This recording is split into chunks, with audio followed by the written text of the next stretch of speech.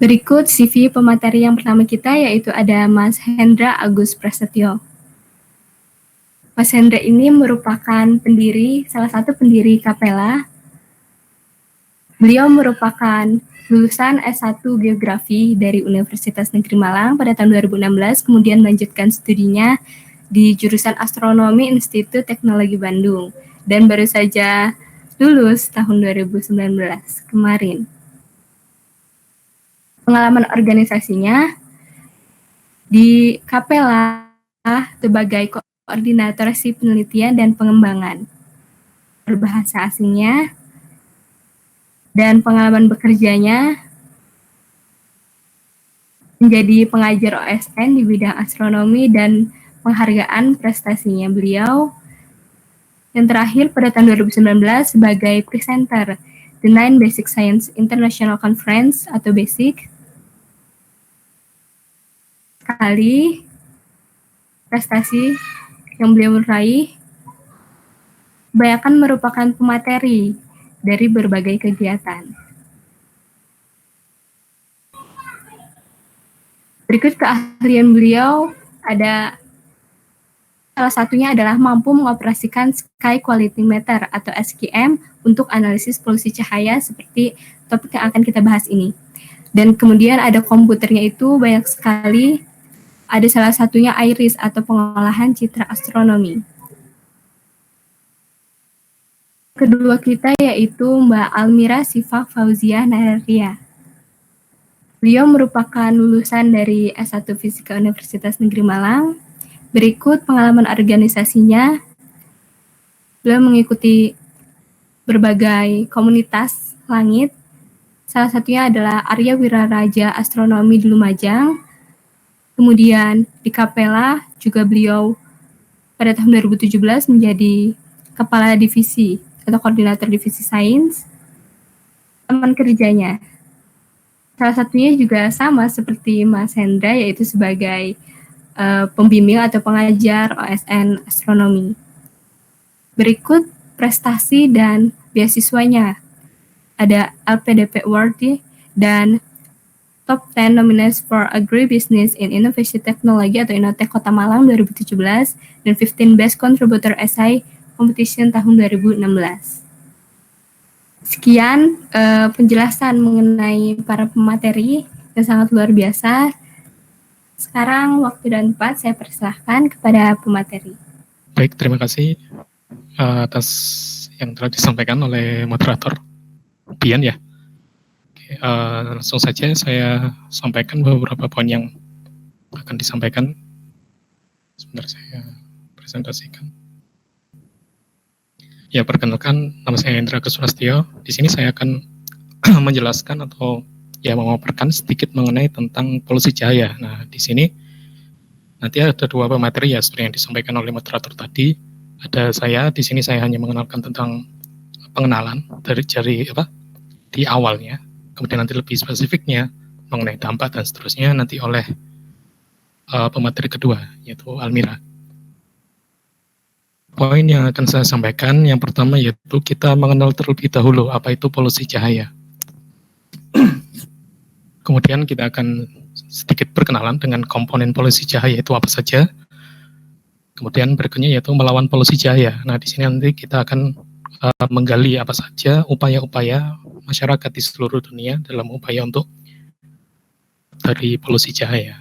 Kemudian yang terakhir ada riset tentang polusi cahaya. Nah, di sini saya akan bercerita tentang riset yang saya lakukan.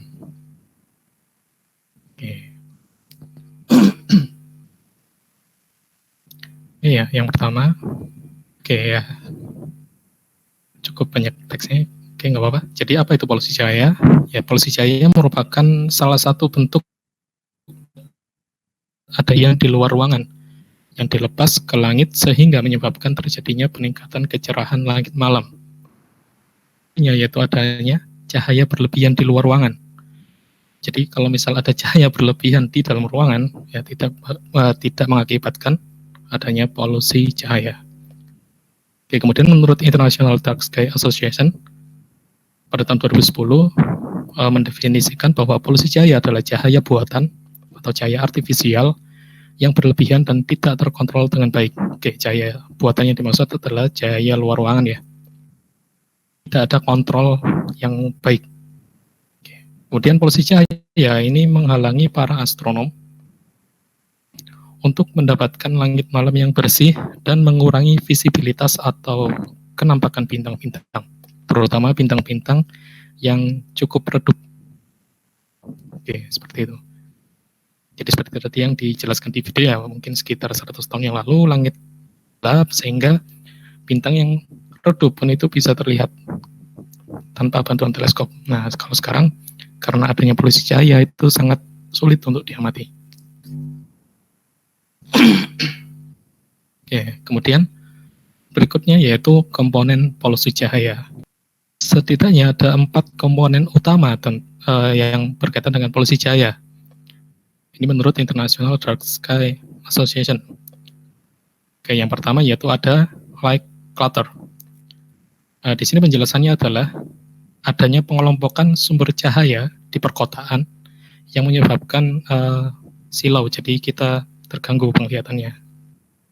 Pengelompokan di sini, seperti yang nampak ya, di sini ada beberapa lampu jalanan yang cenderung mengelompok. Nah, kelompok-kelompok ini menyebabkan gangguan dalam penglihatan, khususnya pada malam hari. Yaitu ada sky glow. Nah, di sini sky glow, mungkin bagi teman-teman yang pernah naik gunung ya, kemudian pada malam hari melihat ada sebuah kota di kejauhan. Nah, kota tersebut memang bagus ya. Jadi nampak kelap-kelip lampu dan seterusnya. Tapi kalau kita amati secara seksama, di atas kota tersebut nampak seperti ada kubah cahaya yang melingkupi kota tersebut. Nah, sky glow itu adalah seperti itu tadi, atau kubah cahaya. Jadi kalau kita di dalam kota, ya kita melihat ke atas, melihat ke langit pada malam hari, tentu seperti ada apa ya, di dalam itu sendiri, di dalam kubah cahaya itu. Bintang pun sulit dan seterusnya. Nah, karena kita sudah dilingkupi oleh kubah cahaya tadi. Oke, kemudian berikutnya ada glare. Nah, kalau glare ini cahaya yang menyilaukan. Jadi seperti yang di gambar itu ya. Kalau di gambar itu kan nampak ada ilustrasi seorang mengendarai mobil. Kemudian ada lampu-lampu jalanan yang cukup terang yang tentunya itu sangat mengganggu pengendara, terutama pada malam hari. Nah, ini juga bisa meningkatkan angka kecelakaan dan seterusnya. Oke. Jadi ada istilahnya itu ketidaknyamanan visual. Jadi kita secara visual tidak nyaman dengan kondisi yang terlalu banyak cahaya. Seperti itu.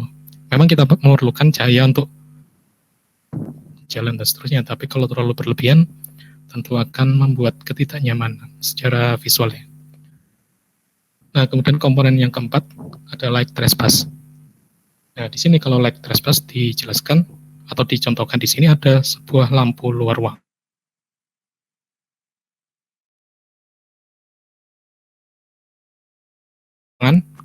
Di sini lampu tersebut area kita. Nah, cahaya tersebut masuk ke dalam area di kita. Nah, ini jadi ada cahaya masuk yang tanpa seizin kita gitu. Ini kan umum ya. Kita tidak menginginkan cahaya ini, tapi cahaya tersebut masuk ke dalam rumah kita dan mengganggu aktivitas kita di situ. Oke. Itu light trespass. Dan tentu ini mengganggu dalam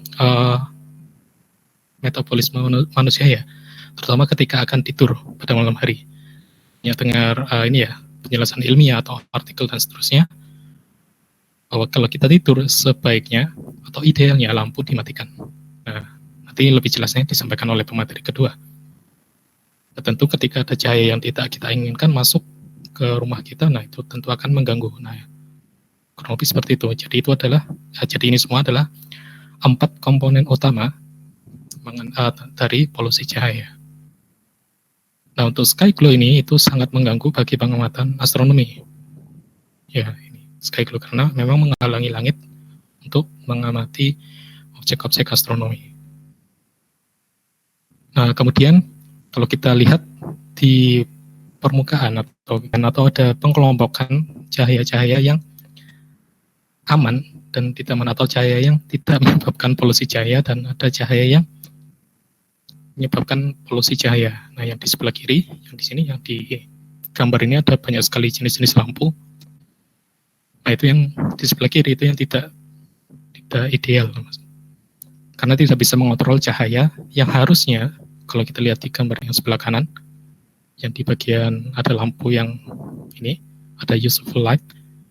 Nah, di sini lampu-lampu di sebelah kiri itu tidak bisa mengontrol, hanya di bawah, tidak bisa mengontrol cahaya yang dikeluarkan, atau yang dikeluarkan itu tidak bisa dikontrol.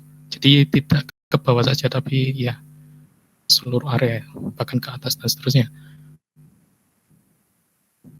Nah, kemudian ada upaya untuk mengurangi polusi cahaya, khususnya di daerah perkotaan, itu dengan membuat atau ya ada sebuah desain produk mengenai lampu yang ramah lingkungan dan juga bisa mengurangi dampak polusi cahaya. Oke, kita tidak bisa menghilangkan polusi cahaya 100%, tapi kita bisa mengurangi dampaknya. Kita kurangi, seperti itu. Nah, di sini ada beberapa contoh, kita lihat secara ya sekilas untuk lampu atau pencahayaan luar ruangan yang atau bisa mencegah polusi cahaya berlebih, yaitu kecenderungannya ada pola seperti tutung lampu. Nah, jadi itu adalah upaya untuk memfokuskan atau mengarahkan atau mengontrol cahaya agar menerangi area yang seharusnya. Nah, seperti itu, seperti yang ditampilkan di gambar sebelah kanan.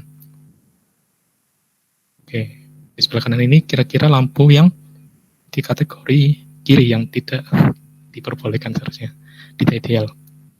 Kalau tidak salah ini unshielded street light, jadi lampu jalanan yang tidak bertudung, kurang lebih seperti itu.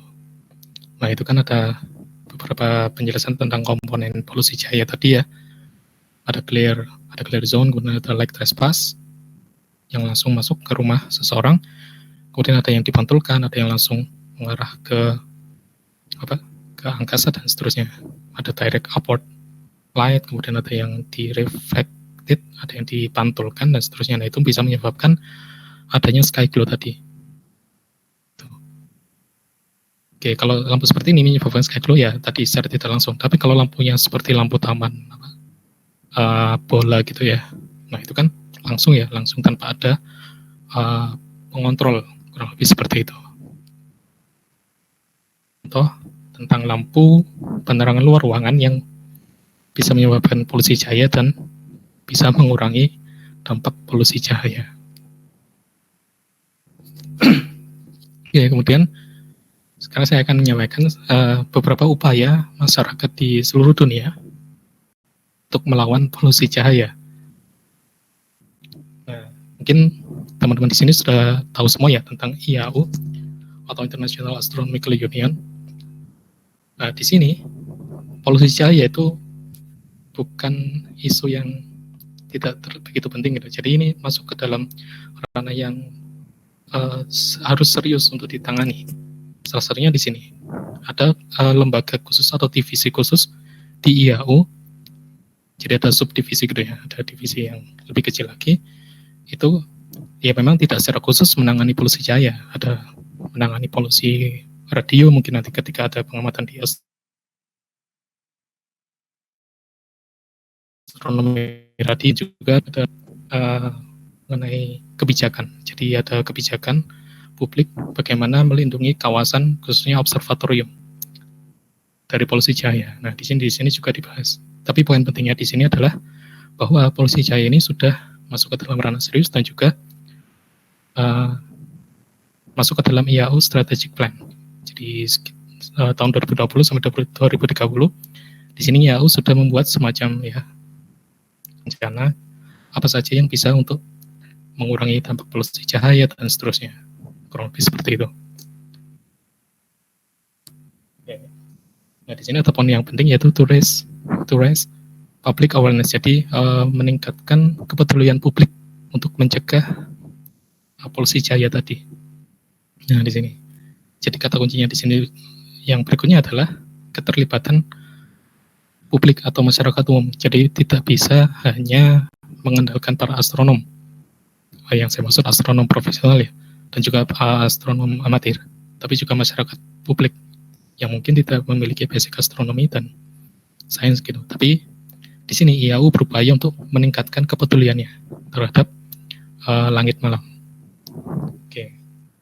Kemudian dari poin-poin IAU tadi ada muncul banyak sekali mungkin bisa dikatakan gerakan atau organisasi yang bertujuan untuk melindungi langit malam di seluruh dunia ya. Ini salah satu contoh yang cukup terkenal.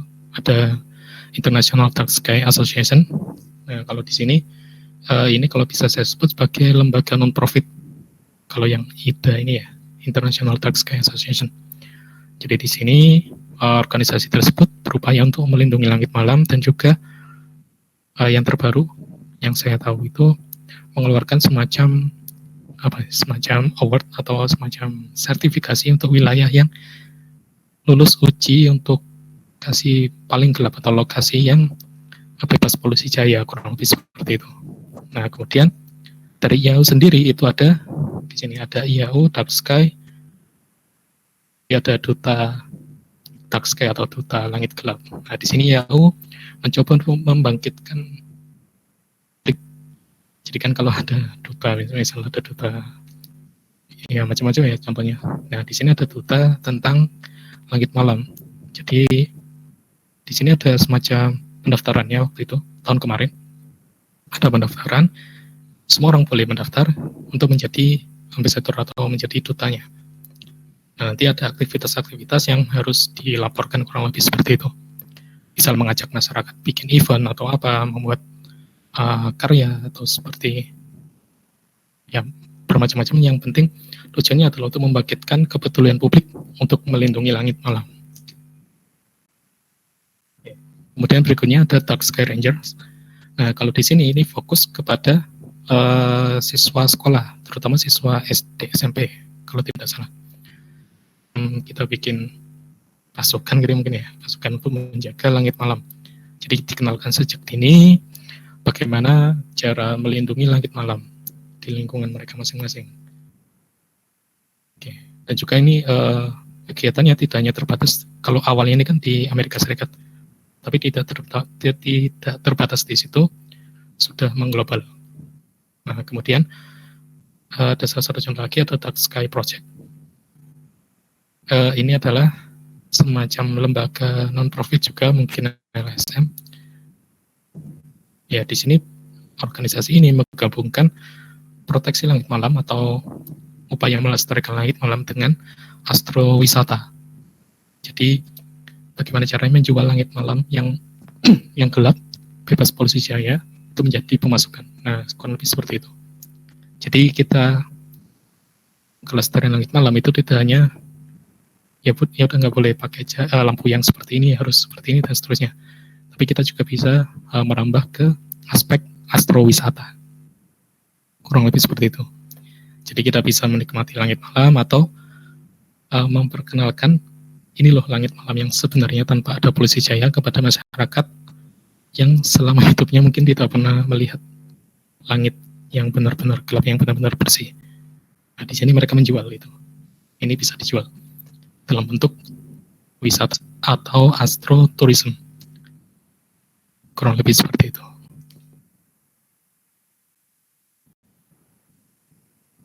Nah, kemudian ini beberapa contoh aktivitas dari Dark Sky Rangers tadi yang saya sampaikan di sini. Nah, ini kan basisnya itu adalah di siswa. Jadi siswa dari SMP, SD sampai SMA ya seperti ini. Jadi bikin aktivitas, kemudian kita untuk ya istilahnya tuh peduli dengan kondisi lingkungan langit malam di lokasi masing-masing. Kalau ini contohnya di Amerika Serikat, kalau tidak salah. Jadi di sini di Sub-Sahara Afrika, jadi di Afrika Utara ya kalau saya tidak salah. Nah, kurang lebih seperti ini. Dan memang fokusnya untuk Dark Sky Rangers ini adalah untuk siswa sekolah. Jadi memang aktivitasnya semenyenangkan mungkin atau semenarik mungkin untuk anak-anak ya SD, SMP, dan sebenarnya SD dan SMP ya, kurang lebih seperti itu. Nah, kemudian yang menarik lagi, di sini ada sebuah gerakan atau sebuah event, yaitu Globe at Night. Mungkin beberapa teman-teman sudah pernah mendengar atau bahkan sudah pernah ikut join kegiatan ini. Nah, di sini saya sampaikan sedikit sekilas, yaitu Globe at Night ini jadi semacam bisa dikatakan citizen scientist project juga. Jadi mereka mengumpulkan data-data pengamatan langit ya, kondisi langit mereka, kondisi kecerahan langit mereka.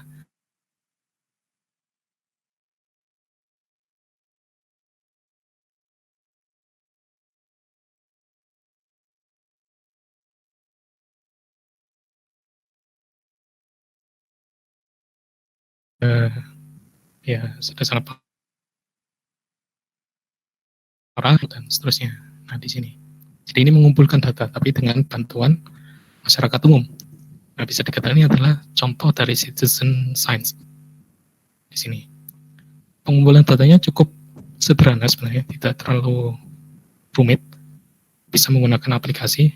Kalau kalian masuk ke website ini, nanti akan diberi beberapa aplikasi gitu ya, maksudnya bisa di-download gratis untuk mengukur kondisi langit malam dari Android ataupun dari kurang lebih seperti itu. Nah, dan juga ada tersedia untuk mengunggah data SQM, mungkin yang lebih saintifik ya, kurang lebih seperti itu. Dan bahkan kalau misal kalian tidak punya Android mungkin ya, nggak punya HP atau apa, tetap bisa join aktivitas ini dengan mengunduh semacam form gitu ya, ada lembar pengamatan, diskan bagaimana mengamati kondisi langit malam. Maksudnya kita bisa menilai apakah langit malam tersebut sudah terpolusi parah atau belum, itu dengan mengamati bintang-bintang yang harusnya itu nampak gitu. Jadi misal ada bintang, misal Orion ya, kalau kondisinya sangat gelap, sangat cerah, gelap, terlihat semua bintang utamanya, atau bahkan bintang yang mungkin yang sangat redup itu bisa terlihat. Tapi semakin ke wilayah yang semakin terpolusi, itu nanti ada beberapa bintang utama yang bahkan tidak bisa diamati. Bahkan mungkin bintang terang itu jadi ya mungkin samar-samar, atau bahkan rasi Orion yang kita kenal, kalau kita ke daerah perkotaan yang polusi cahayanya sangat tinggi, itu akan nampak mungkin cuma 1 atau 2 titik bintang, kurang lebih seperti itu. Nah, kita bisa menilainya secara mungkin bisa dikatakan kualitatif ya. Jadi tergantung kondisi lingkungan, kondisi geografis, kemudian kondisi ya visual kita, apakah ada minus atau apa, kurang lebih seperti itu. Jadi ini memudahkan masyarakat untuk bergabung atau untuk mengumpulkan data untuk pengamatan langit malam, kondisi langit malam ya, kurang lebih seperti itu. Oke, kemudian saya akan bercerita sedikit tentang riset polusi cahaya yang saya lakukan. Oke, di sini saya sedikit bercerita ya. Jadi ini adalah merupakan riset saya. Jadi intinya yaitu saya ingin menganalisis secara spasio-temporal, jadi secara dari waktu, dari tahun ke tahun, dan juga pada lokasi tertentu. Nah, untuk lokasinya saya mengambil di 3 observatorium di Indonesia. Oke, jadi saya ingin mengetahui bagaimana sih distribusi atau ya persebaran polusi cahaya di sekitar observatorium itu seperti apa. Nah, seperti itu. Nah, jadi ini salah satu pendahuluannya kenapa saya melakukan riset ini. Oke, intinya sama. Jadi awalnya di observatorium Puska itu kondisi langitnya sangat sesuai untuk pengamatan objek-objek astronomi. Namun pada akhir tahun 1980 kualitas langit malamnya itu menurun. Peningkatan jumlah penduduk di sekitar observatorium dan juga perkembangan kota-kota seperti Kota Bandung dan ya Cimahi dan seterusnya.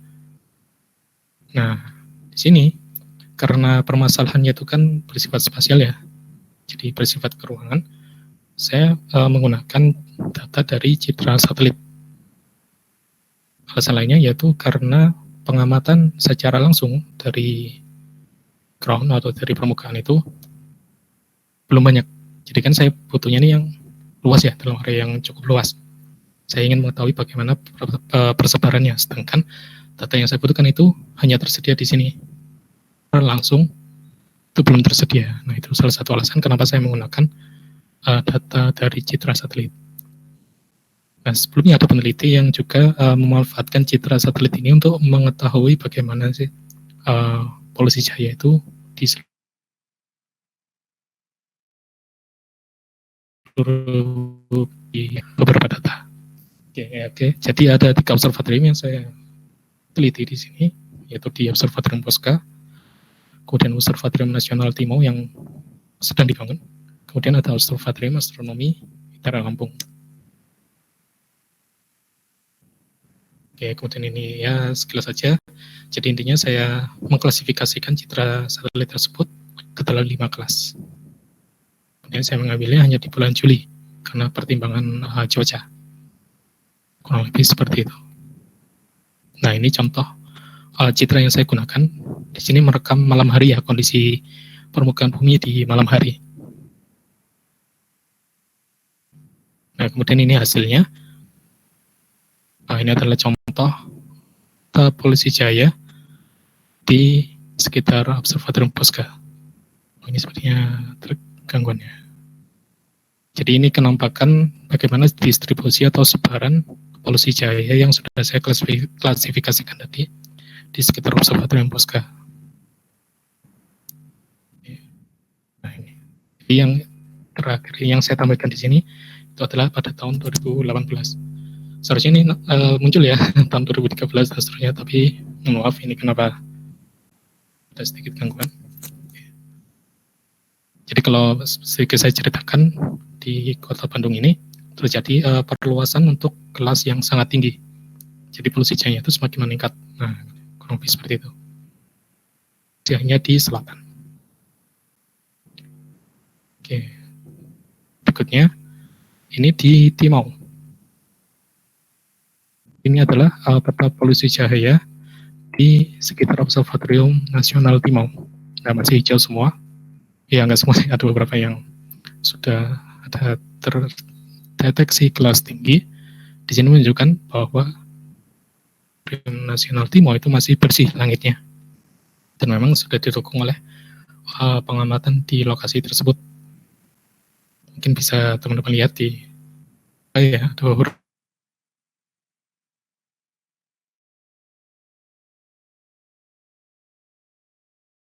contoh untuk Observatorium Nasional Timau. Ini pada tahun 2018. Yang terakhir, hasil dari pemetaan polusi cahaya di sekitar Observatorium Astronomi ITERA Lampung.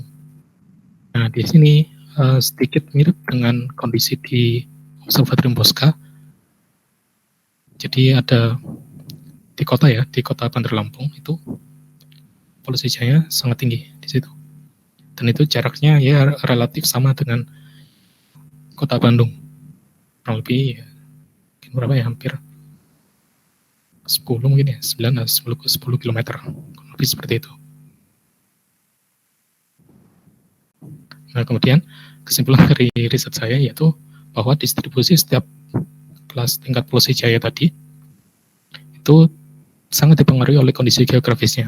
Tentu kita lihat tadi kan ada kawasan perkotaan saja yang ya, sangat tinggi, kemudian kawasan utaranya kalau yang di Observatorium Bosca tadi masih hijau atau masih gelap lah. Kawasan utara, di utara Observatorium Bosca itu didominasi oleh kawasan atau didominasi pegunungan, kurang lebih seperti itu, ada gunung, bukit, dan seterusnya. Nah, sedangkan di kawasan selatannya itu adalah kawasan perkotaan. Ya tentu kalau kota besar apalagi, kita tahu ya, jaringan jalan sangat rapat, kemudian luar ruangnya sangat luar biasa, sehingga menyebabkan tingkat polusi cahaya sangat tinggi. Kemudian kesimpulan berikutnya yaitu penggunaan cahaya buatan untuk penerangan luar ruangan itu masih belum tepat. Ya, hal ini menyebabkan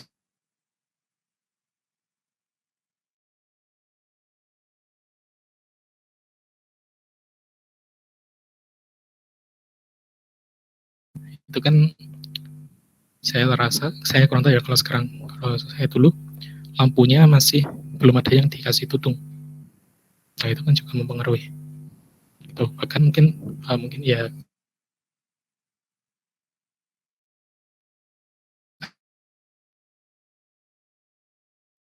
karena pengekilat itu terlihat seperti ya terlihat keren atau seperti apa, kurang lebih seperti itu. Contoh saja di Indomaret atau di Alfamart atau minimarket, lampu penerangan luar ruangannya kan ya di luar batas kewajaran ya. Satu lampu saja sebenarnya cukup, tapi mereka pakai banyak sekali. Ya tentu itu selain pemorosan energi juga ya menyebabkan polusi cahaya. Kurang lebih seperti itu. Oke, pemaparan dari saya. Selanjutnya saya serahkan ke moderator. Iya, terima kasih banyak Mas Hendra atas materinya. Selanjutnya langsung saja kepada Mbak Almira. Silakan menyampaikan materinya. Ya, terima kasih atas pembukaannya, sangat spektakuler sekali. Terima kasih, saya mau melanjutkan ke bagian dampaknya. Tadi Mas Hendra udah cerita panjang lebar, mulai dari pengertian sampai ke riset yang sudah dilakukan. Kalau nanti saya bawain yang bagian dampak polusi cahaya. Yang di akhir riset tadi Mas Hendra itu bilang, kita lihat lampu Indomaret sama Alfamart. Tapi kalau menurutku sendiri emang menyenangkan sih lewat daerah yang lebih terang cahayanya. Kalau lihat Alfamart sama Indomaret daripada toko-toko lain kan lebih menarik buat masuk ke mereka. Tapi disadari atau enggak, polusi mereka itu bawa polusi cahaya. Mereka terlalu ya itu terlalu terang ngasih lampunya. Lalu lampu yang sangat terfamiliar dengan kata polusi cahaya. Mungkin kita lebih familiar dengan polusi udara, polusi suara, polusi apa lagi, dan polusi lain-lain. Tapi yang adalah ke polusi cahayanya. Jadi kalau di sini saya nulisnya tenggelam dalam gemerlap polusi cahaya. Saat ini memang kita terlena sama banyaknya lampu di kota. Jadi kita kayak merasa nggak ada apa-apa gitu. Beda sama kalau kita punya rasa memiliki ke langit atau ke lingkungan sekitar kita yang ternyata punya menerima dampak buruk dari adanya polusi cahaya. Kalau yang akan kita pelajari di sini nanti hanya dampak polusi cahaya sama riset polusi cahaya yang pernah dikerjakan. Tenang aja, nanti itu gampang-gampang kok. Nggak kayak Mas Hendra yang menarik. Kalau punya saya nggak terlalu menarik nanti. Adanya sky glow itu bisa menurunkan intensitas kita bisa melihat di langit. Nah, kalau di sini saya tuliskan, tundukkan lampu dan tunjuk satu bintangmu. Kalau lampumu itu arahnya ke bawah, nggak terlalu banyak terbuang ke atas, maka kita itu masih memungkinkan untuk melihat bintang-bintang yang ada di langit. Seperti apa sih kalau diibaratin kayak dibayangin sama astronomi yang kita mungkin lebih familiar sebagai pengamat langit ya, kayak namanya Capella, kamu harus mengamat langit, sukanya lihat langit. Gitu. Gambar yang sebelah kiri ini before-nya.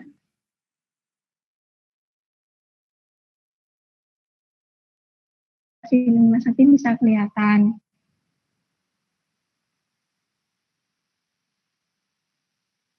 Gimana?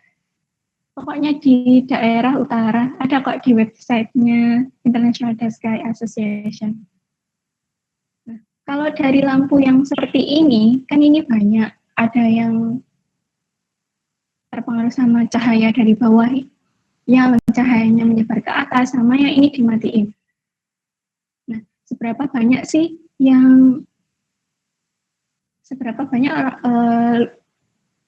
istilahnya area di dunia yang kena polusi cahaya itu, Nah, di sini ada yang udah melakukan riset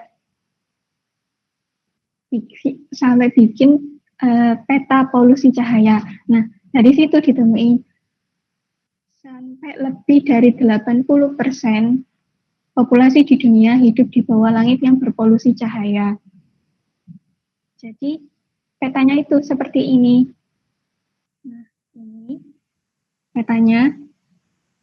Yang area yang terang-terang ini, oh ini apa keterangannya ya, ini ambilnya di brosur polusi cahaya yang pakai bahasa Indonesia yang udah diterjemahin sama Ibu Afifah Yamani.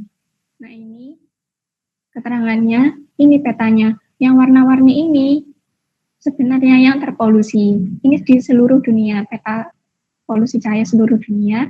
Lalu gimana sama Indonesia yang segini ini? Kayaknya untuk Indonesia. Yang ini Indonesia. Ini Indonesia ini bawahnya dikit Pulau Sumatera. Ini dari Papua, Sumatera. Kalau kita lihat, kita kan ada di sini, di Jawa. Oh, ada lagi di sini. Pinsar di sini ya. Nah, ini kita lihat yang daerah Jawa, apa ya, terlalu banyak polusi cahaya. Oh, sorry. Banyak polusi cahaya. Dan bisa digandingkan di sini. Nah, kalau warna hijau berarti apa, warna kuning apa, warna merah, bahkan sampai Bima Sakti tidak tampak. Nah, lalu gimana sih dampaknya? Dari tadi kan ngomongin polusi cahaya itu apa sih emang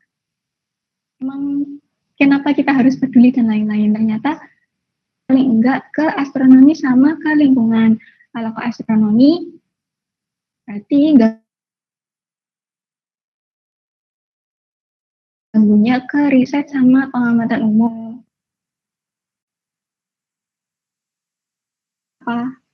Bisa terganggu datanya. Ada data yang tidak valid, tidak akurat, tidak presisi. Nah, kalau dampaknya ke lingkungan, lebih ke makhluk hidup sama aspek kehidupan. Mungkin kita amat gitu loh. Mau ada polusi cahaya, mau enggak. Ya terserah, emang dunia ini udah teknologinya udah maju. Tapi ternyata ada dampak buruk yang di sini dari lingkungan. Ini saya lewati. Dampak buruk ke lingkungan. Contohnya ke manusia, hewan, dan energi yang kita pakai. Nah, kalau kita mulai dari hewan dulu aja deh. Kalau dampak ke hewan itu bisa mempengaruhi hampir kehidupan. Kalau kita ke laut, di laut itu kan ada hewan-hewan yang hidupnya bergantung pada cahaya. Contohnya penyu. Dia mau bertelur, kan naik ke daratan, terus gali lubang di pasir pantai, baru salin telurnya, dan dia kembali ke lautan. Nah, si telur penyu tadi itu kan lama-lama menetas sendiri, dan menetasnya itu kan gelap-gelap. Kalau kalian lihat penetasan penyu di TV-TV itu kan pasti orangnya bawa senter yang ditaruh di dahi, dan yang seperti itu, karena mereka butuh gelap. Nanti si anak penyu yang masih di dalam telurnya, di cangkang telurnya itu nanti menetas, anak penyu itu keluar dari cangkangnya, dan dia itu balik ke laut pakai cahaya. Nah, biasanya mereka itu pakai cahaya bulan yang terpantul dari, nah, terangnya cahaya di air laut itu tadi yang nuntun anak-anak penyu tadi itu buat merangkak balik ke laut. Sementara kondisi yang saat ini nggak banyak juga yang pantai itu terlalu gelap. Jadi ada daerah di belakang pantai kan, misalkan urutannya dari depan, coba bayangin ya. Dari depan itu ada lautan, air, terus yang tengahnya itu pasir pantai yang ada anak-anak penyu, terus yang bagian belakang itu kayak apa ya? Kayak warung-warung dan pemukiman warga. Nah, yang sekarang itu kebanyakan sudah banyak pemukiman yang pakai cahaya, atau kayak misalkan mereka bikin hotel atau apa, atau warung apa yang pakai cahaya, dan cahayanya itu terlalu berlebih sampai bisa mempengaruhi ke arah pasir pantai. Jadi anak-anak penyu yang baru netes tadi kan nyari cahaya, harusnya mereka ke laut, tapi karena ada gangguan dari cahaya yang di belakangnya, kok kayaknya itu deh arahnya lah ke sana, aku harus balik ke sana. Tapi ternyata mereka itu salah. Mereka harusnya ke sinar cahaya yang ada di laut, tapi malah ke yang ke pemukiman. Jadinya ya mereka tersesat dan nggak ada spesies penyu lagi yang sampai dewasa. Kalau mereka tersesat, ya makanannya hilang, ya udah bye-bye, nggak bisa lihat penyu lagi. Nah, selain penyu, kalau yang di laut itu, kan kalau penyu masih ada kelihatan di daratan. Kalau di air itu ada zooplankton. Zooplankton itu dia kalau pagi, siang, pokoknya kalau pas ada matahari, pagi, siang, sore, dia itu berada di lautan bagian bawah. Nah, pas malam hari, dia itu naik ke hampir ke atas permukaan. Dia itu kalau cahaya malam itu terlalu terang, kalau cahaya malam itu terlalu terang, mereka itu, zooplanktonnya ya, mereka itu ngira kalau malam itu bukan malam, itu masih siang, seperti masih ada matahari. Karena terlalu banyaknya polusi cahaya yang sampai ke sana.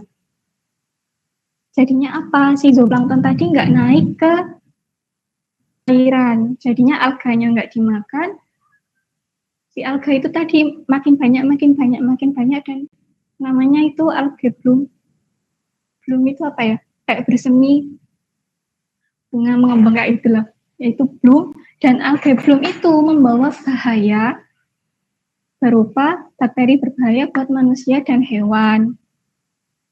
Nah, tuh kalau masalah yang ada di laut. Kalau yang ada di udara, ada burung dan hewan nokturnal, kayak kan mereka beraktivitas di malam hari ketika cahayanya minimal, tapi karena ada polusi cahaya, mereka itu mau arah ke sini, kok nggak tahu kok terang semua, jadinya nggak bisa nabrak, bisa ya mati lagi.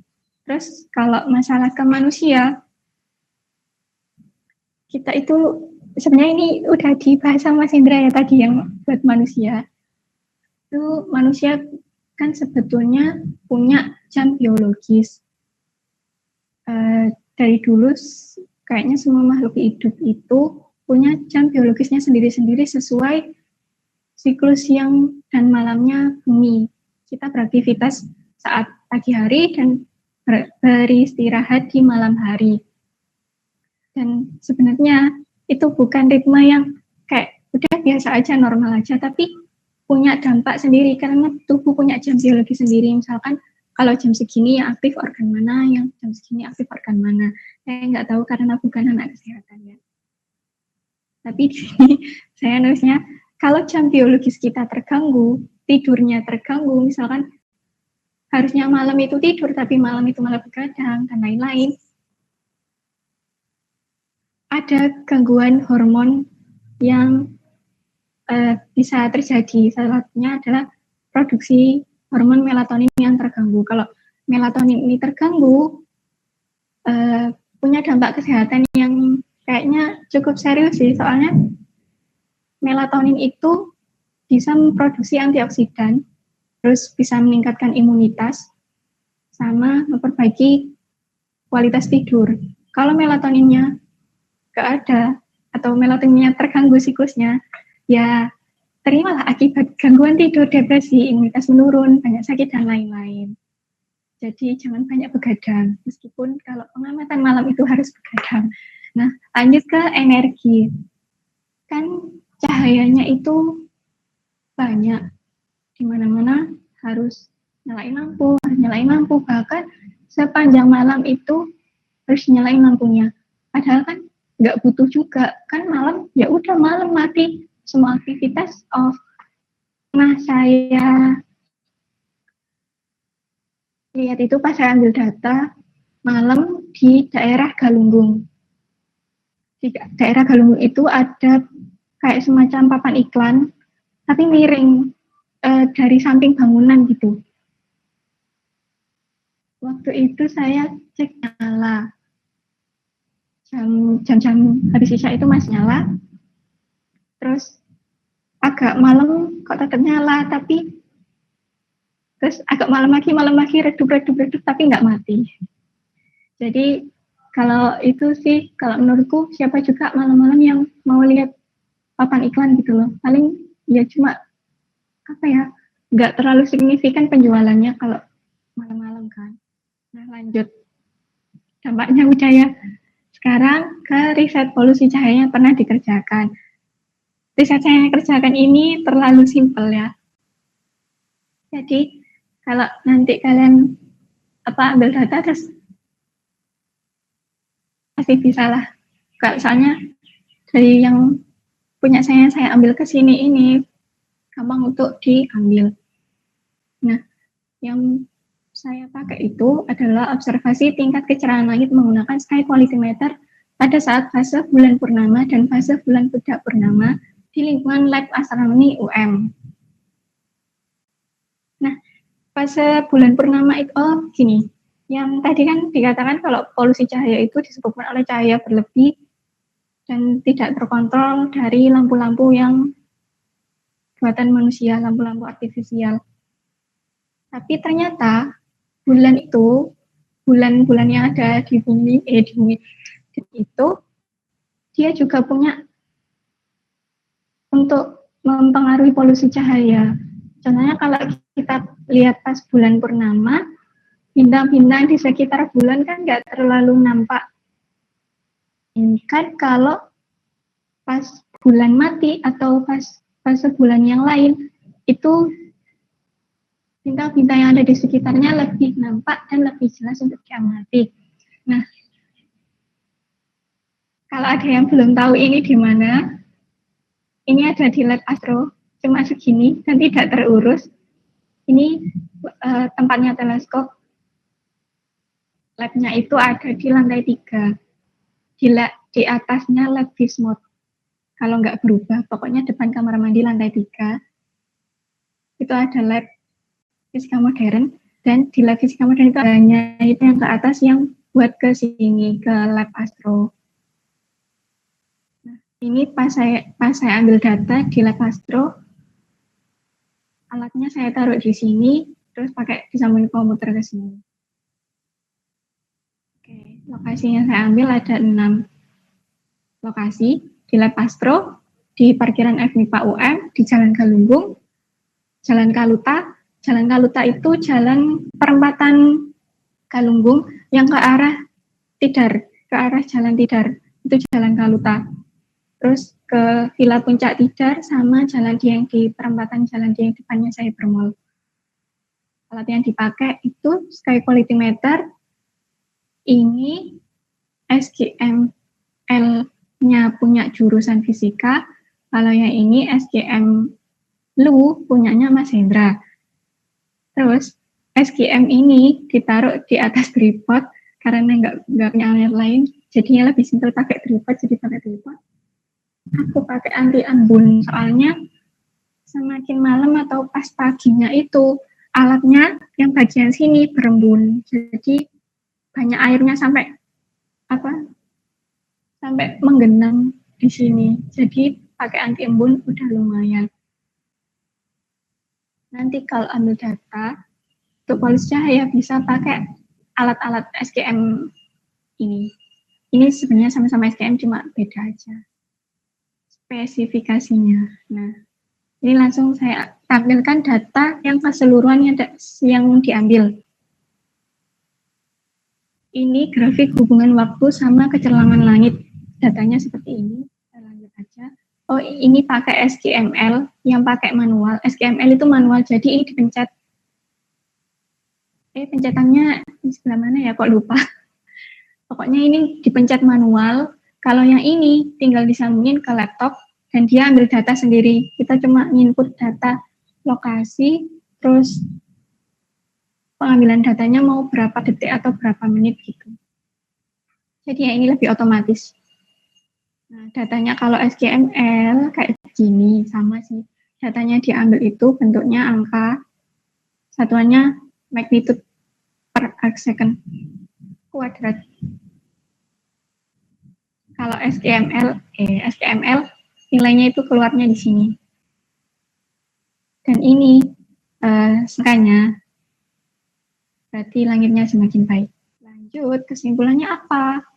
Yang di lab astronomi itu nilainya 17,24 magnitude per arc second kuadrat ketika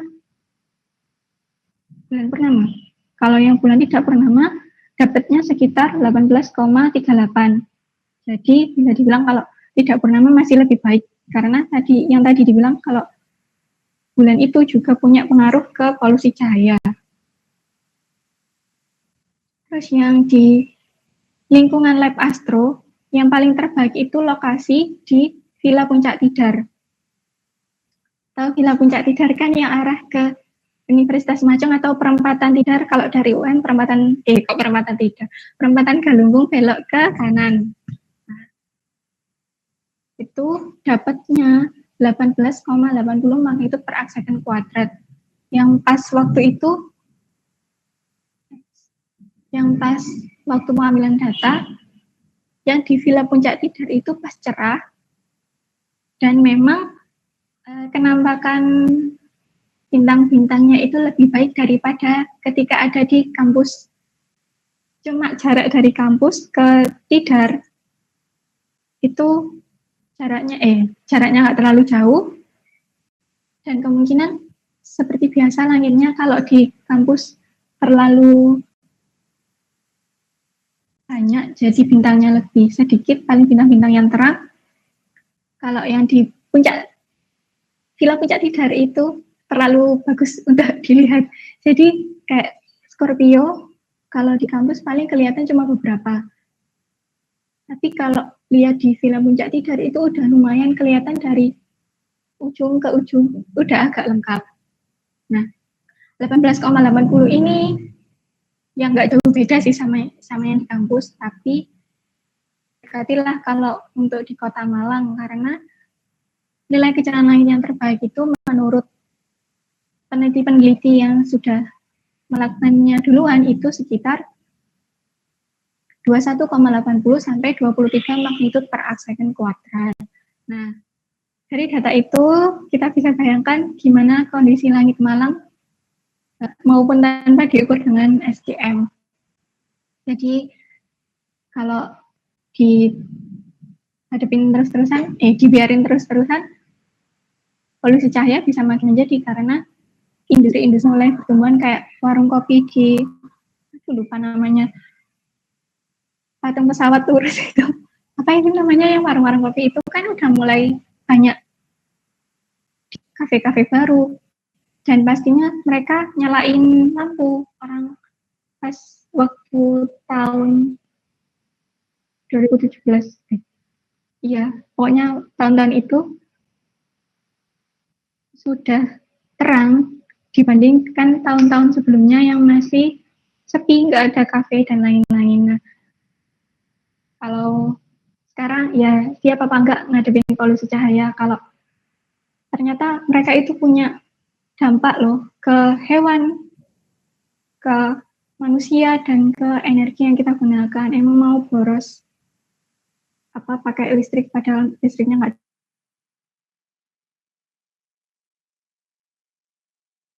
dipakai, terus harus pergi ke suatu daerah yang terlalu gelap hanya untuk melihat cahaya-cahaya seperti ini.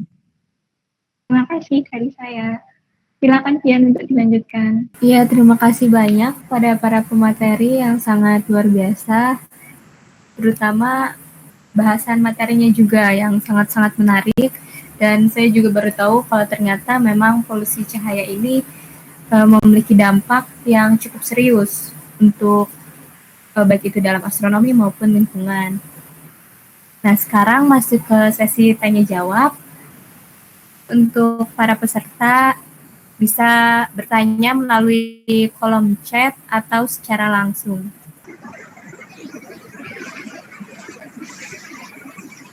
Ini udah ada pertanyaan dari Octavian Hardiono di kolom chat.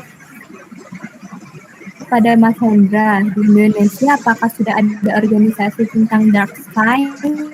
Kalau ada itu di mana ya, Mas?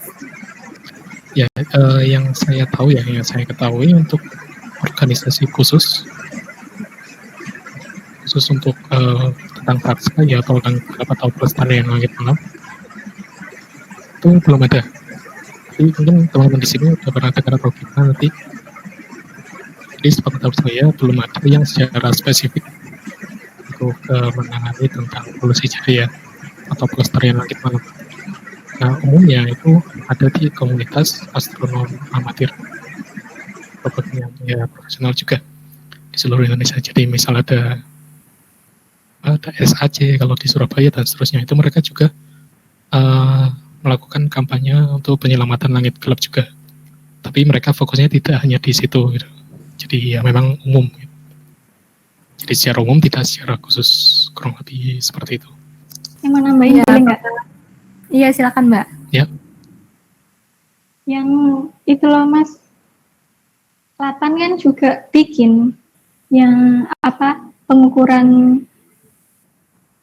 tingkat kecerahan langit yang waktu itu Pak Arfan bilang. Nah, pas lihat papernya Pak Nanang dipublish di mana gitu, dia udah pakai datanya 8 Watu Kosek buat analisis data. Jadi kayaknya 8 udah ngadain pengukuran, cuma mungkin ya karena dia tingkatnya lembaga resmi, bukan kayak komunitas gerakan yang kayak International Dark Sky Association atau yang lain gitu. Oh iya ya. Ya itu salah satu cumannya juga, tapi lebih ke ini ya, riset ilmiah. Jadi memang tadi ya di lembaga.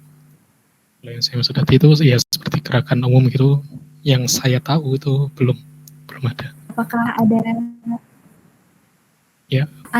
ada feedback dari Octavian? Karena speakernya mungkin terganggu, jadi pertanyaannya akan ditulis di kolom chat. Sambil menunggu yang lainnya bagaimana? Apa ada yang ingin ditanyakan? Iya, Sofian, silakan. Mau nanya, seperti kan yang pengamatan penggunaan cahaya yang sesuai dengan apa ya Kak? Seminimnya itu kan ada batasnya. Itu batasnya berapa ya Kak? Batas untuk tidak menimbulkan polusi cahaya. Ya, para pemateri mungkin bisa langsung menjawab. Batasan sekitar berapa mungkin cahaya itu agar tidak menjadi polusi? Saya coba menjawab ya, mungkin nanti bisa ditambahkan oleh Almira.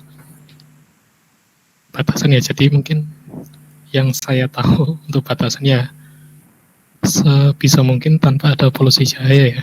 Jadi yang benar-benar gelap gitu. Jadi kalau bisa nggak ada lampu. Bahkan di observatorium itu lampu ruangan nggak ada. Jadi kondisi observatorium di malam hari sangat gelap.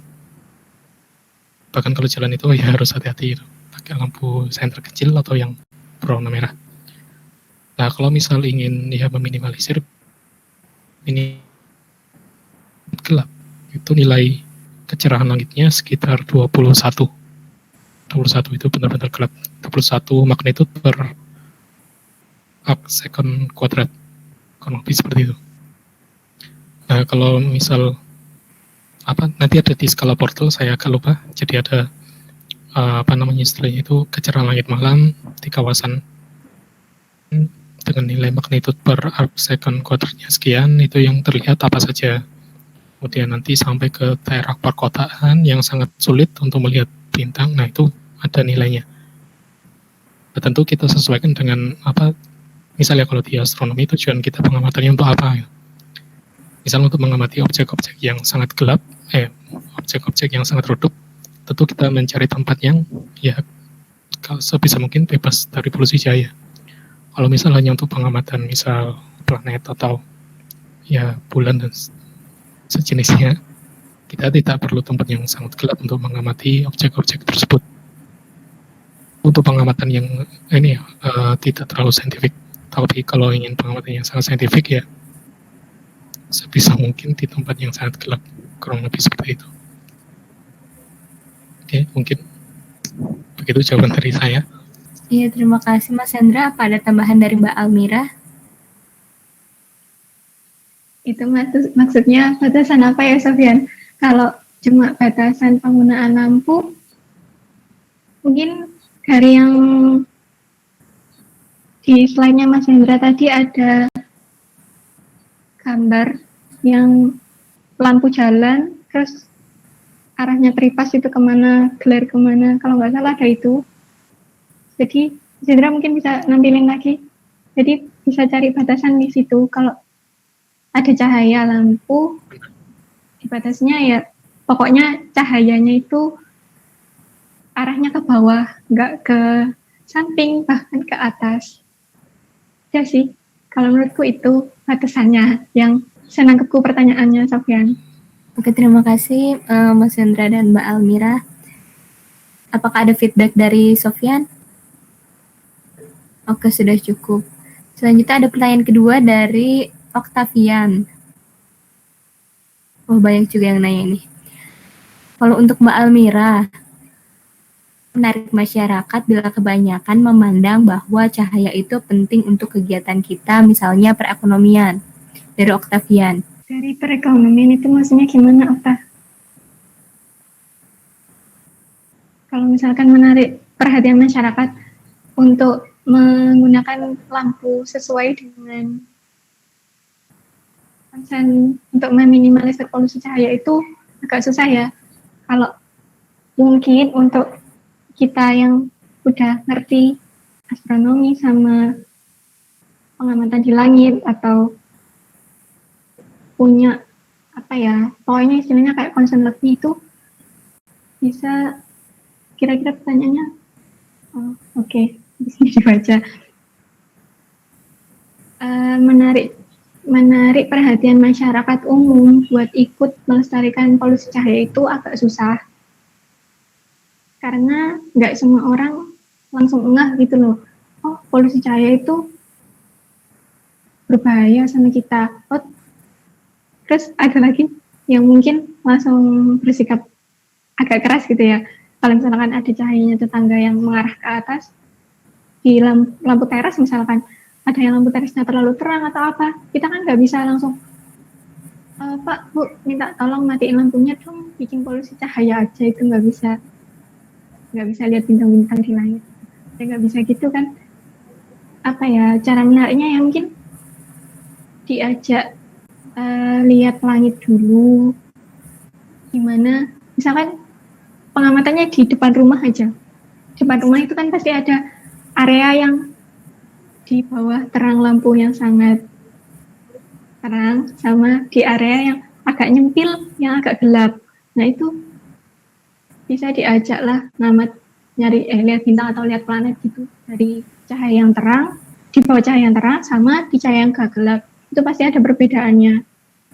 Kalau misalkan kalau di kampus di depan gedung A1, 2, 3 itu, kalau di daerah basket itu kan terlalu terang, apalagi kalau ada yang main di lapangan kan. Nah, kalau geser sedikit aja ke daerah yang A3 kalau nggak salah, yang arahnya lawanan sama lapangan basket, depannya lapangan voli, itu kan agak gelap. Nah, dilihat dari situ udah kelihatan kok bedanya, tapi meskipun dikit. Jadi upaya untuk menariknya ya diberikan bukti pengamatan kalau pakai cahaya, kalau ada cahaya yang berlebih kayak gini, kalau ada cahaya yang lebih suka yang mana gitu. Ya, terima kasih Mbak Almira. Apakah ada Indra? Sudah cukup. Ya baik. Pertanyaan selanjutnya dari Izhar Mayranda.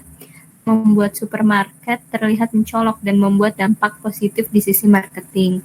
Bagaimana upaya atau saran kita kepada pemerintah untuk menghadapi polusi udara dari pihak supermarket? Apakah perlu peraturan pembatasan cahaya lampu? Almira atau Mas Hendra menanggapi? Oke, saya coba menanggapi ya. Nanti disambung lagi sama Almira. Ya, untuk ini ya saran dari untuk saran ke pemerintah, ini polusi cahaya ya maksudnya, bukan polusi udara.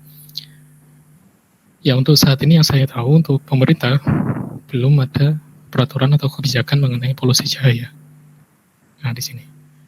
Nah, kemudian bagaimana upayanya untuk menyampaikan suara kita atau pendapat kita, ya tentu mengenalkan terlebih dahulu apa itu polusi cahaya, kemudian dampaknya seperti apa, tidak hanya di astronomi tapi ke lingkungan dan seterusnya, kurang lebih seperti itu.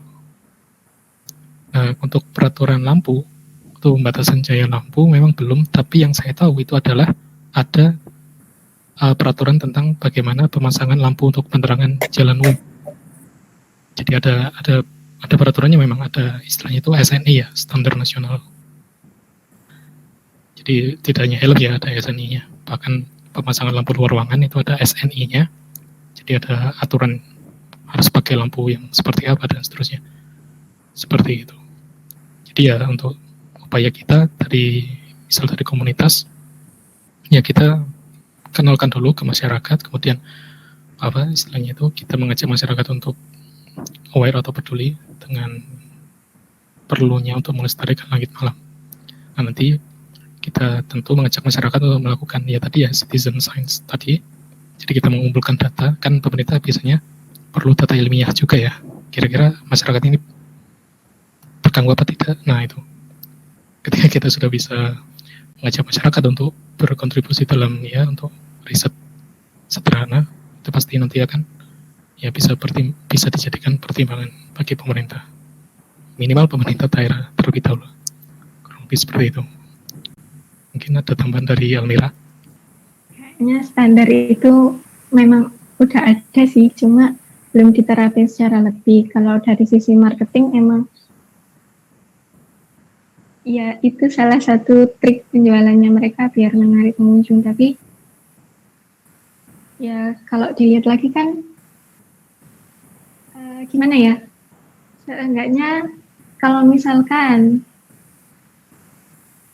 beberapa toko itu terang, paling nggak yang lebih terang itu yang dari dalam, yang dari depan atau di luarnya lebih diminimalisir. Kalau di indoor kan mungkin masih ada tembok-tembok jadi nggak terlalu kelihatan. Itu kalau standar, kayaknya udah ada standar lampu yang harus digunakan, itu sih. Ya, terima kasih. Apakah ada tanggapan dari Izhar Mayranda? Oke, cukup. Selanjutnya ada dari Mbak Umaroh. Mau minta tanggapan dari Mbak Al, juga Mas Hendra terkait dengan usaha pelestarian langit gelap. Masyarakat tergugah untuk mengkampanyekan kegiatan ini. Bagaimana langkah kita sebagai komunitas astronomi untuk mengajak masyarakat turut menjaga langit malam? Terima kasih. Itu juga merupakan kira-kira kata Octavian sama pertanyaannya dengan yang tadi Octavian sampaikan. Silakan Mas Hendra atau Mbak Almira yang menjadi anggota dari komunitas juga. Oh, tadi sudah. Ya udah. Tanggapan ya sama ya, mungkin kurang lebih yang saya sampaikan tadi ya. Jadi pertama kita harus mengenalkan masyarakat dulu gitu. Sama yang tadi ya disampaikan Almira, kita ajak dulu. Istilahnya itu kita kenalkan dulu dengan langit ya. Langit kita seperti ini, kemudian ketika kita ajak mungkin ke tempat yang lebih gelap atau apa, langit yang seharusnya kita lihat gitu. Jadi masyarakat mungkin yang selama hidupnya jarang sekali melihat langit malam yang penuh bintang dan ya menarik gitu, pasti akan oh ternyata seperti ini langit kita gitu. ketika tanpa ada cahaya yang mengganggu, atau kita sebutnya polusi cahaya. Nah, dari sini kan setidaknya masyarakat itu punya tergugah gitu. Oh, ternyata yang kita lakukan mungkin belum tepat pemasangan lampu luar ruangannya. Itu. Kemudian menarik untuk tadi ya, mungkin bisa mencontoh yang Dark Sky Ranger tadi. Jadi sejak kecil, sejak usia dini ya mungkin tadi kan dari SD SMP itu kita kenalkan dengan ya pelestarian langit malam, kemudian kita kenalkan kondisi langit seperti apa dan seterusnya. Nah, di sini kan anak-anak itu lebih tertarik ya, lebih tertarik, kemudian nanti pasti akan mengajak orang tua dan seterusnya. Seperti itu. Tentu kita ketahui untuk saat ini di usia-usia muda untuk anak-anak ya SD SMP, tentu kita tahu ya kebanyakan ya ketika malam mainan api dan seterusnya. Jarang sekali yang keluar rumah kemudian melihat langit, atau bahkan ketika bulan purnama pun mereka jarang sekali keluar.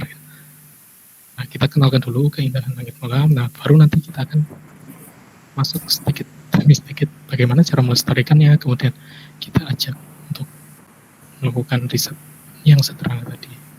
Seperti itu. Nah, jadi umum bagi komunitas astronomi ya, misalnya kan mengadakan pengamatan umum mungkin di alun-alun atau di mana gitu kan.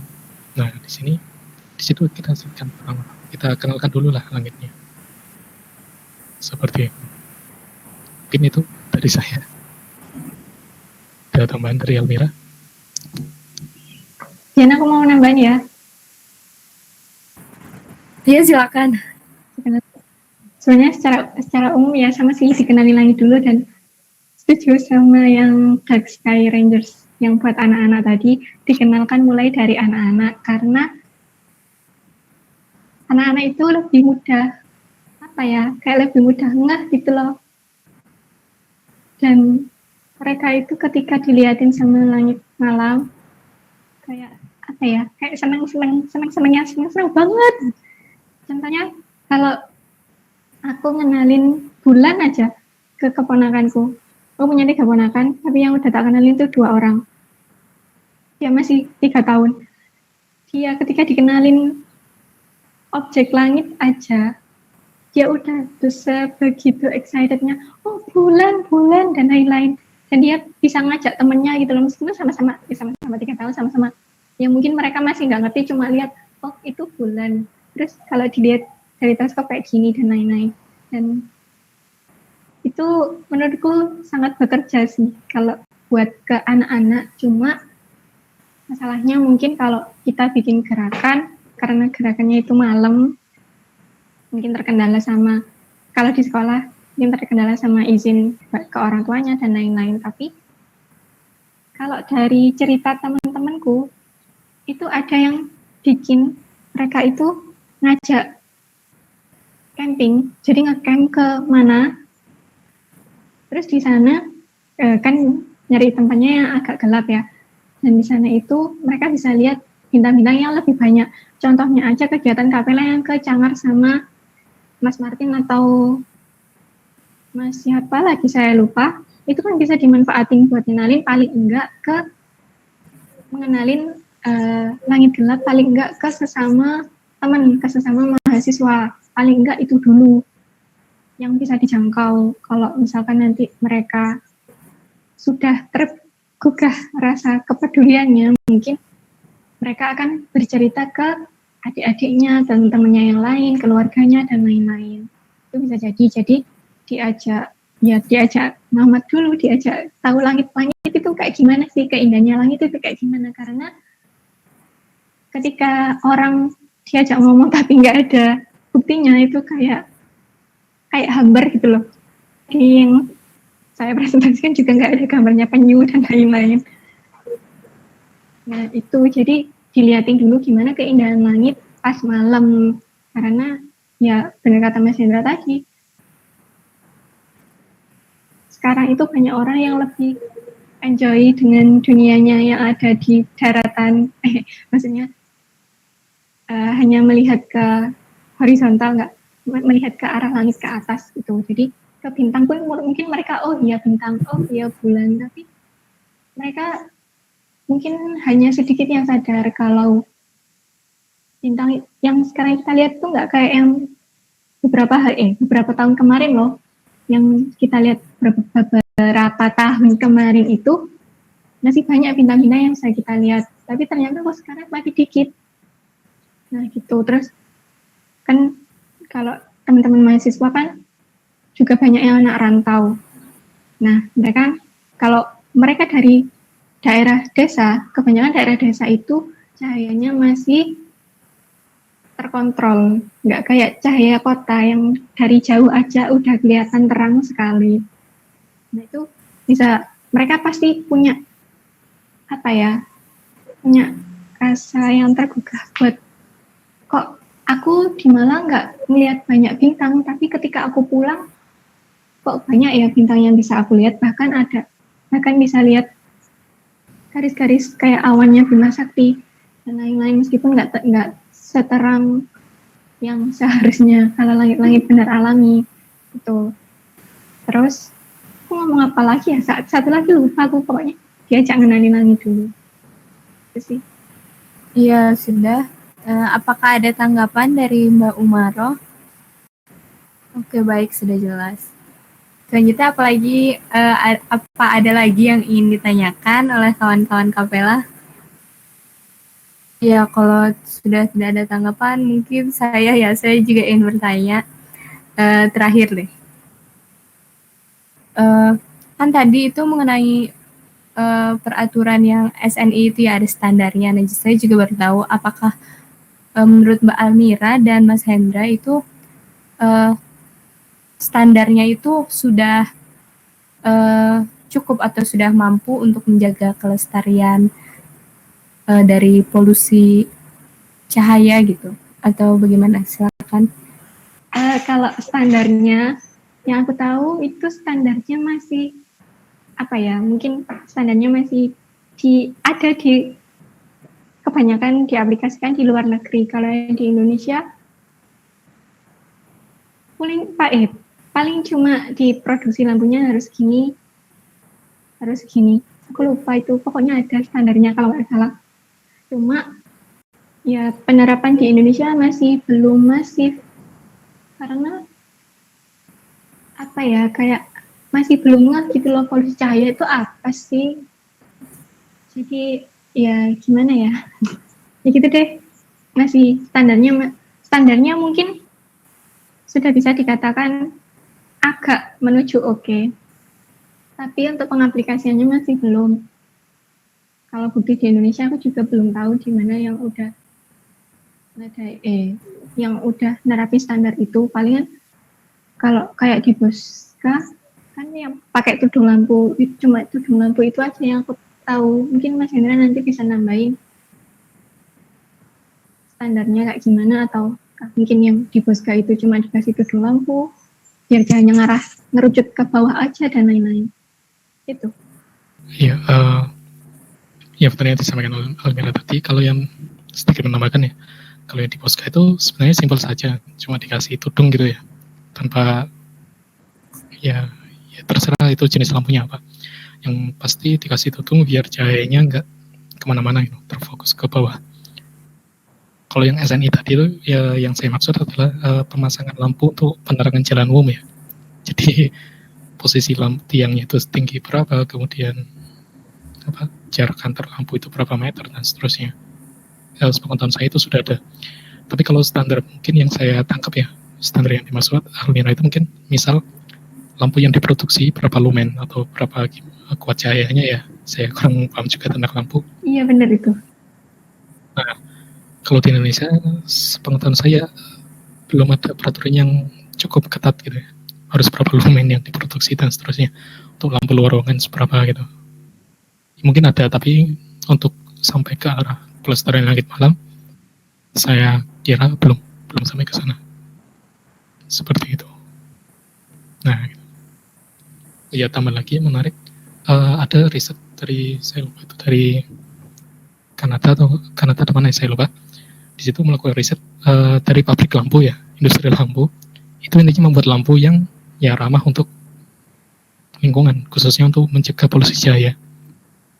Kalau tidak salah itu istilahnya itu cahaya birunya itu didominasikan. Jadi dominasi cahaya biru yang diradiasikan oleh si lampu tadi, lampu produksi pabrik tadi. Nah, tentu kan kalau kita sedikit lebih dalam ke polusi cahaya, sebenarnya itu dipengaruhi oleh lampu yang, saya lupa jenis lampunya, yang jelas itu pada panjang gelombang merah kalau nggak salah ya, merah atau kuning. Ya, pada gelombang itulah. Itu yang sangat mempengaruhi polusi cahaya. Kalau cahaya biru cenderung ya minim sekali bisa menyebabkan polusi cahaya. Mungkin begitu. Kalau yang dari jawabannya Mas Hendra yang pengaturan kayak misalkan tinggi lampunya atau jarak satu lampu dengan lampu yang lain, mungkin kalau dari itunya mungkin sudah ada. Sebenarnya kalau kita lihat ke jalan-jalan kan sekarang udah ada lampu jalan yang terangnya dikit banget, yang pakai apa, ngandalin sinar matahari atau apa gitu. Terus kalau yang pernah aku lihat, pernah aku rasain di Malang sama di Jogja, Malang itu cahayanya terang banget. Jadi kalau malam itu kita kemana-mana masih terang dan gampang daripada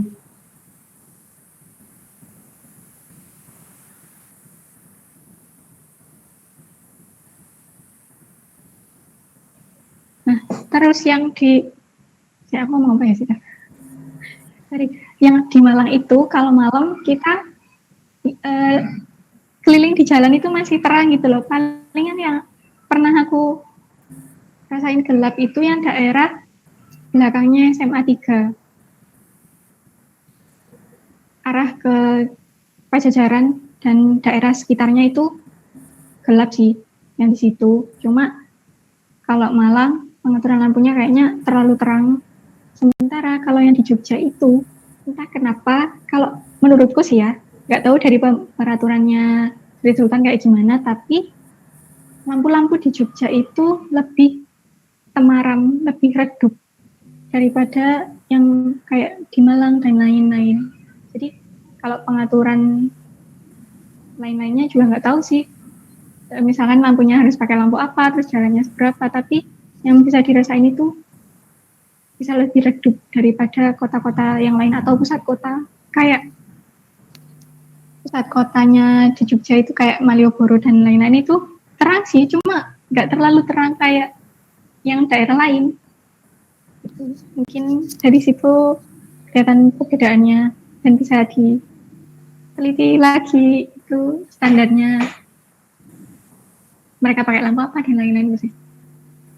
Ya, terima kasih banyak Mbak Almira sama Sandra atas ilmunya. Berhubung waktunya juga sudah sore dan ada yang dari WIT ya, ada yang dari Papua, jadi sudah malam mungkin. Nah,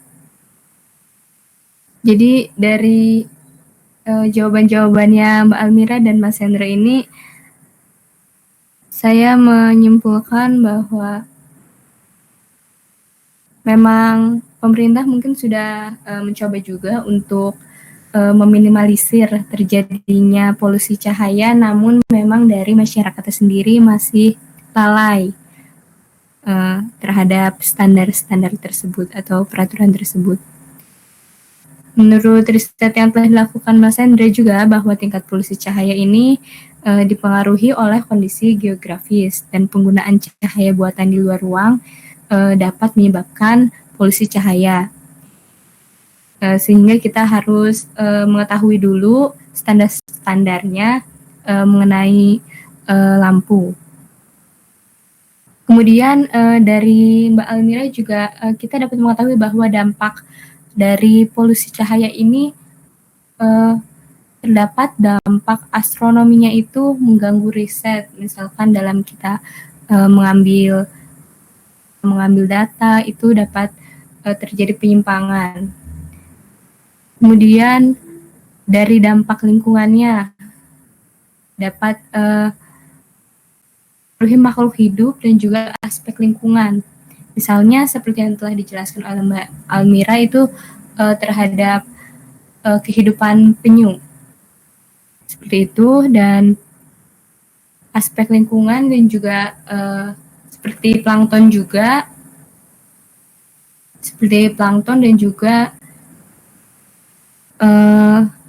terkait apa ya, saya lupa. Nah, terus terkait energi juga terjadi pemborosan.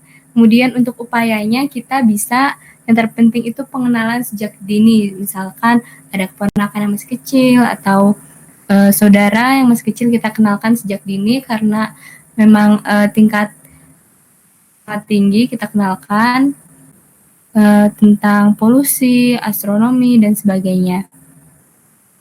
Dan juga sharing kepada teman-teman dan juga ajakan, karena tentunya kita komunitas, kita sering-sering mengajak atau sharing-sharing mengenai hal tersebut. Mungkin cukup sekian dari saya. Kepada Mbak Almira dan Mas Hendra selaku pemateri yang sangat luar biasa dan juga ilmunya. Semoga ilmu yang diberikan dan dari webinar ini bermanfaat bagi kita semua dan dapat kita aplikasikan di dalam kehidupan. Sekian dari saya, selaku moderator mohon maaf apabila terdapat banyak kesalahan, baik tutur kata maupun perbuatan. Terima kasih. Wassalamualaikum warahmatullahi wabarakatuh. Waalaikumsalam. Salam, terima kasih Dian. Terima kasih.